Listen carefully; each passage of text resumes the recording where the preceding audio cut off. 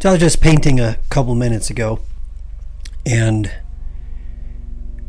a lot of times when I paint, I listen to podcasts, I listen to, short educational videos on YouTube, I listen to a lot of music. You paint hour after hour after hour, and you're focused on this little space, and you learn that your mind wants to jump ahead and think, well, I have all this work to do and I have all these steps that I need to go through.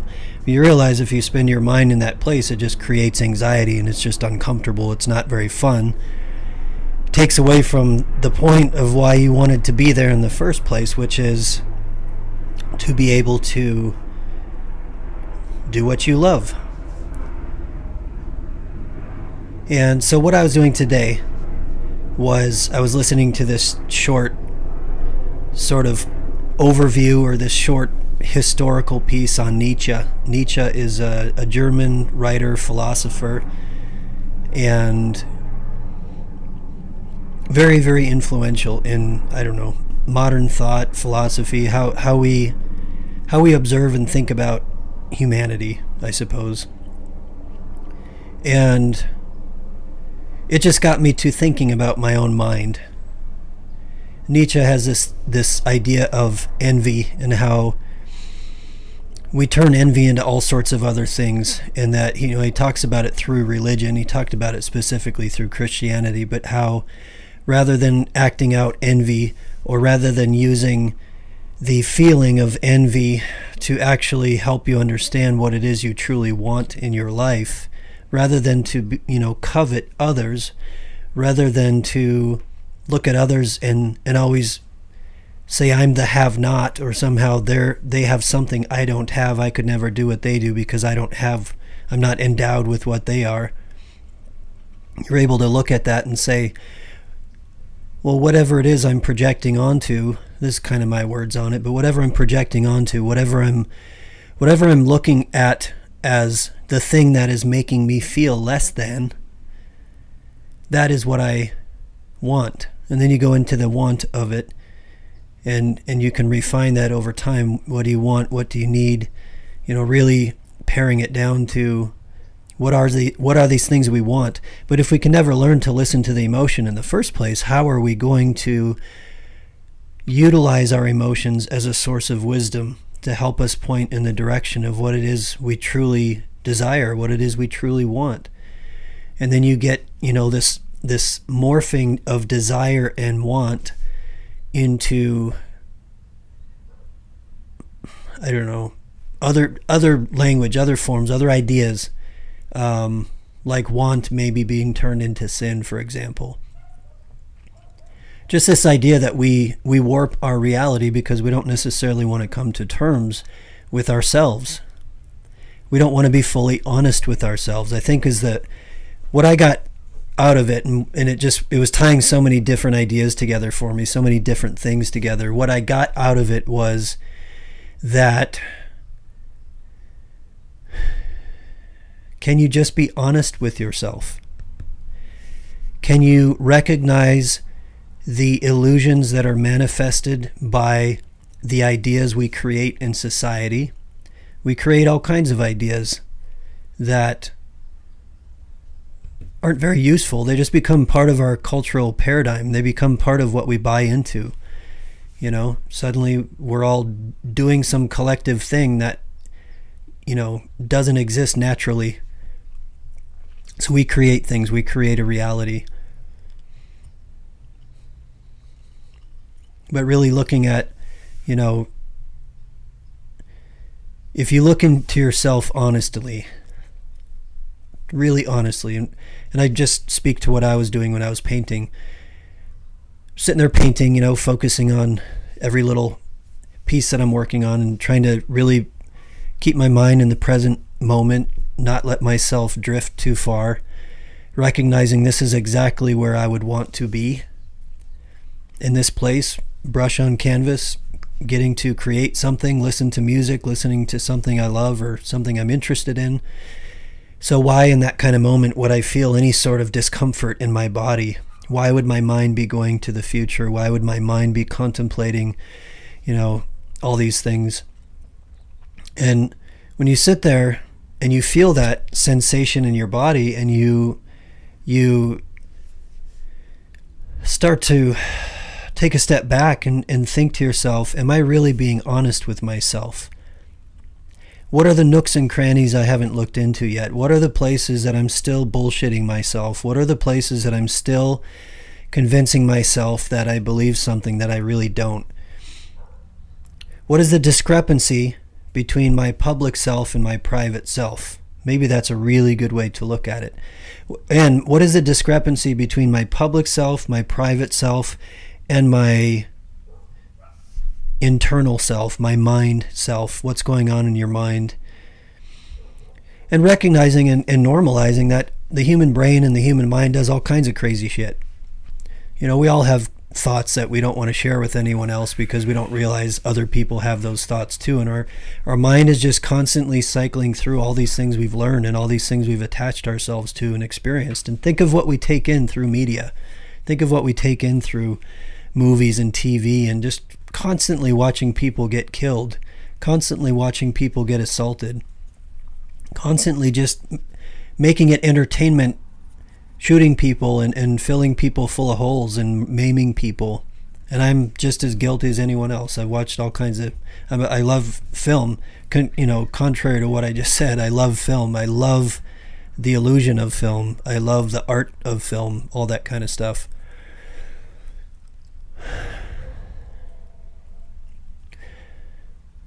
Bringing myself back.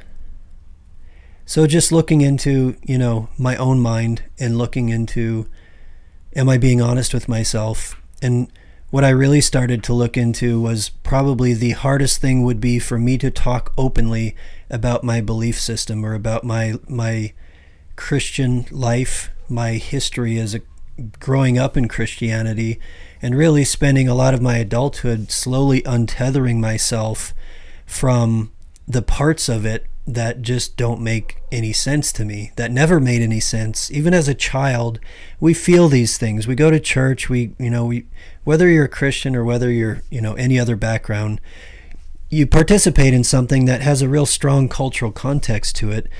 And as a child, your mind is more fresh. You don't have all these networks built in. You don't have all these norms. You haven't been totally pushed into the culture yet. We have fresh minds as children. The culture shapes us like Play-Doh.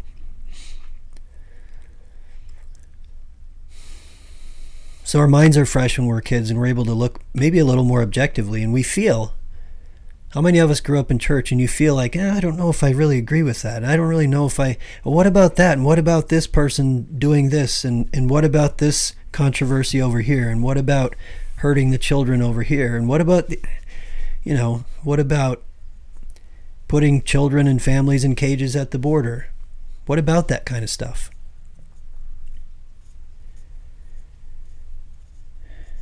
So over time, I just had to come to terms with what I felt honestly about, what I felt honest about, what I felt. Just purely, am I being honest with myself, or am I bullshitting myself to fit in or to not be challenged? Or, something I think really bothered me would be having a loved one, a family member, just give you that judgmental gaze or that judgmental response, that feeling of, my mind is going to be all over today, but I'll keep bringing it back. When I was in Utah in grad school, I really got to do something very cool, and I learned a lot from it.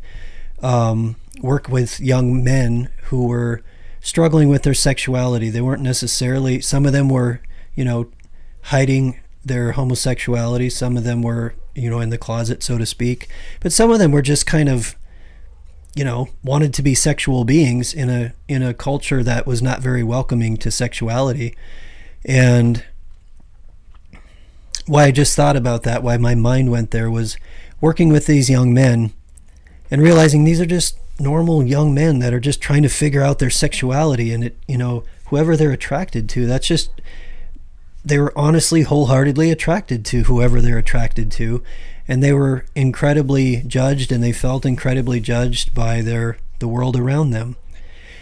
What I learned from that experience was the deepest fear is the fear of excommunication, the fear of rejection. I think a lot of times we think of the fear of death, Death definitely is a big driving force, and a big, deep down beneath all the layers, we're really afraid of it.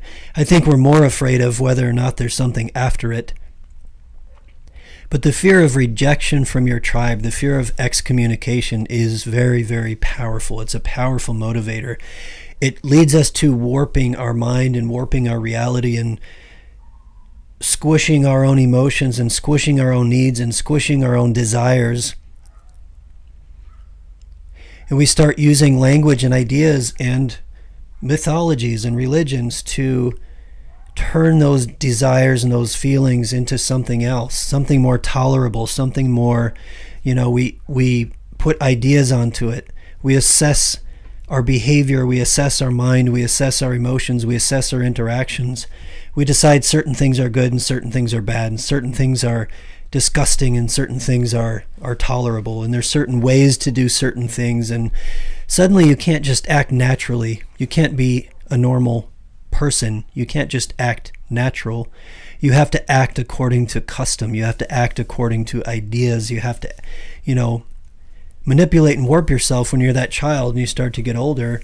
You have to manipulate yourself in order to fit, or you feel excommunicated.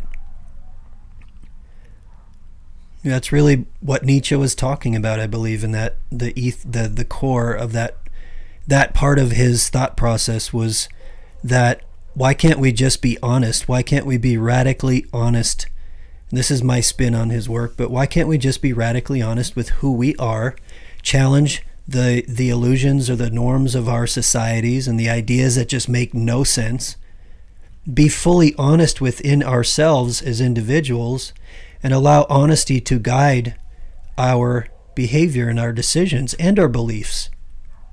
So digging deep within my honesty is scary to do out loud, because not only do I feel like I'll be judged for it or perceive, I absolutely will. I know I will. I know how that works in culture, and I know how it works in family.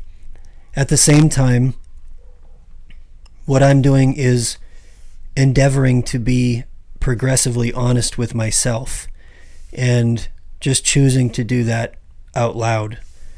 And because of the value of wanting to be open and honest and share, and a hope that gives others permission to feel the same, to be really honest with yourself, and to realize how liberating it can be. It's scary. I feel anxiety right now. My body is saying, be careful with what you say. My mind is saying, be careful with what you say, because there's such a strong history there for me. So over time, I've been working for years, and just progressively more in the past couple years, and not working, to do the opposite of overanalyzing, to do the opposite of overthinking, to do the opposite of obsessive or, ruminative thinking, which I did plenty of in my 20s and before. But learning how to let go of the ideas and beliefs and mythologies and misinformation that is just not based in good information, not based in good wisdom, not something that I actually want to guide my behavior, and it's so tethered into us. All these ideas that we're born into are so tethered into us, and we don't even realize they're tethered into us. We don't even realize sometimes, and I don't mean, again, I always want to be careful. I don't want to demean anybody. I fall into this category. It's why I'm progressively like, oh, geez, I didn't know that was there. I didn't know that part of my mind was there. I didn't know I was hiding this in that nook and cranny. I didn't know I was hiding this fear and this bias. So that's why I look into these things. It's to be more clear-minded. It's to be more free. It's to follow this, not just this value, but this drive to progressively be more free, to simply be in as authentic a way as possible. That's just something I want to move toward. It's something I'm motivated to do. So I noticed as I was sitting painting, and I'm really thinking in my mind, I'm like, really, there's an area of my mind that is yet unexplored, or that's really still resistant, and it's holding on. And it's, what do I really believe about Christianity? What do I really believe about Christ? What do I really believe about, salvation and all of those things? And as I was sitting there, and I actually prayed a little bit, and I talked to Christ, and I did what I have learned and practiced in my life. And I say that I practice prayer, and I practice prayer just simply based in a value of prayer and a value of faith. And I think, what all this came down to for me was contemplating what faith really means. Because if I'm being honest with myself, I can say, well, I've learned a bunch of things, and I've been told that the things I've learned have been somehow endowed to humanity from God, that we've had revelations, and we put these revelations into texts, and these became the books that guide us. And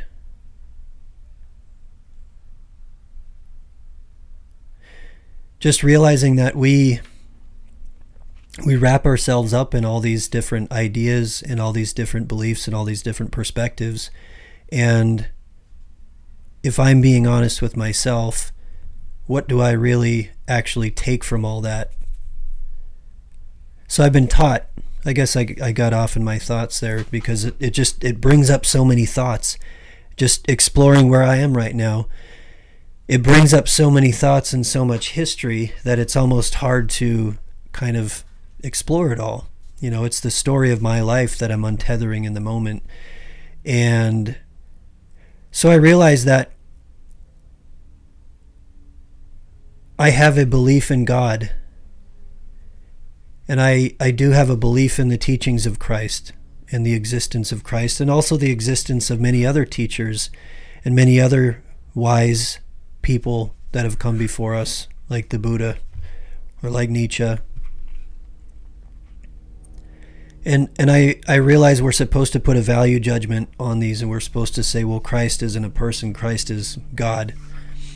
And I can go there, but I'd rather not put judgments or assessments on things I don't fully understand and that are just so far beyond. They require me to make a leap of faith, I guess is the point. Let's just cut to the point. I can believe all this stuff, and I can believe what I've been taught, and I can, follow the text and follow the writing, and I can be told it comes from God, and so if I question it, I'm questioning God. But at some point I have to realize I have learned through the interaction of symbolic language with ideas and beliefs a certain way of understanding the world. And that way of understanding the world is a way to contextualize and make sense of the human experience. We call things certain things, we define things, we say this is good, this is bad, this is right, this is wrong. It turns into sin, it turns into heaven and hell. And you know what? I'm just exploring all of that out loud. I'm exploring what I honestly don't know intellectually. I have to follow it emotionally, physically, energetically, spiritually. I pray to God with an open heart. I pray to God with an open mind. I try to pray to God like a child. If I went back to childhood, and if we are to think like children, if we're to have a beginner's mind, if I'm a child and I think back to when I prayed as a child, you just have a blind honesty about it. You're not doing the contemplation thing. You're not trying to play God with your own mind and start saying, well, I'm going to contemplate this and I'm going to come up with my perception of all of this stuff, and then I'm going to impose that perception on everybody else, and somehow that's okay. But if you're a child, you would be curious about the immediate world around you. You'd be very curious about everything around you. You would want to take it in. You'd be very observant. You wouldn't really be attaching right-wrong language. Right-wrong language would be associated with danger and reward. Pleasure, pain, danger, reward. We wouldn't start adding that language on top and start defining certain behaviors as sinful or certain behaviors as bad or certain thoughts as bad. Suddenly, sensations in our body, you can't get a boner without judging yourself. Sensations in your body become sinful. Thoughts in your mind become sinful. We start dissociating ourselves. This is the root of shame. If you think about it, it's the root of denial and shame. We can't be honest about what we feel. We can't be honest about what we think. We have to warp our minds and our bodies in order to fit into society and culture, in order to be accepted, so we don't get excommunicated.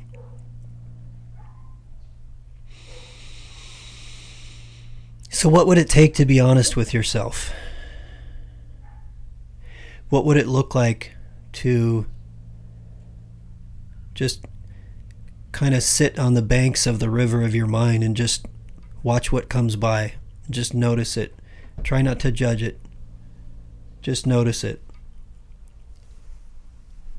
I bet that'd be really interesting. And I bet it'd be a little scary. And I can tell you, me wandering through my thoughts right now in the past 20 minutes, I've learned to be okay with it. I've learned to accept it. I've learned to be at peace with my body response. And to be honest about that, and I know I alluded to it, but as you're speaking and as you're finding the words and as you're getting lost and as your mind is doing that judgment thing, this internalized perspective that somehow anybody's going to care or anybody's going to judge, that self-focused thing, that narcissistic thing, when you're doing that out loud, it's really the path to freedom. It's like, we could attach this psychobabble word like exposure therapy to it, but it's just being honest. Exposure therapy is just being honest. It's being honest and being okay with what your body's doing and what your mind is doing and just allowing it to happen. And the more you allow it to happen, the more it's okay. The more you realize you're not mean in there, you're not dark in there. You can go in the darkness and you realize the darkness is also an illusion. The deepest truth I've learned is love. And to me, that's the deepest truth I learned from the teachings of Christ. That's what I believed in as a child. That's what I believed always was love and acceptance and selflessness and service. What if we could just go into that dark place and come to terms and be honest with ourselves about what's in there and come out the other side and recognize that, to me, what I feel, what I've experienced is that God is everywhere. God is all things interconnected. We are all part of the same thing, and that thing is aware of itself. And that thing is infinite, and that thing is so far beyond what I can comprehend, so far beyond what my mind will do, so far beyond what I'm willing to assert. So I'm just trying to be honest with what I feel, honest with what I believe.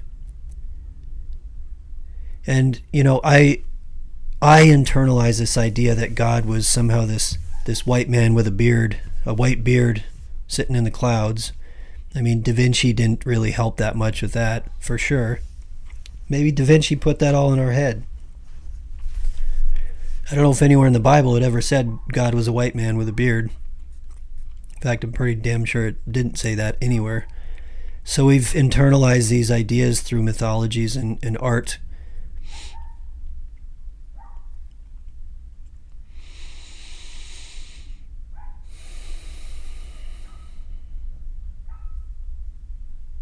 So consider what it would be like to be really honest with yourself and to go into those dark places and just to be accepting and come to terms with all of yourself and to start differentiating what you truly feel and believe from what you have been taught or what you have had to adapt to in your life, because life can be harsh and life can be dangerous and life can make us angry, and life, like I alluded to it in the last podcast, if you are born and raised in a really, really harsh environment, not just in your family, but in your culture, well, maybe you've turned yourself off from love. Maybe you've become cut off from this universal thing that is available to us, that is love. And when human beings get cut off from love, they do some pretty bad shit. they allow themselves to, they become capable of doing horrendous things. We are all capable of doing horrendous things if we cut ourselves off from love. And you know what love is, and you know how love can manifest in your behavior. If you are using an idea or a policy or some rule or idea to get in the way of just honest love, caring, compassion, the way you would feel for your own child, your own dog,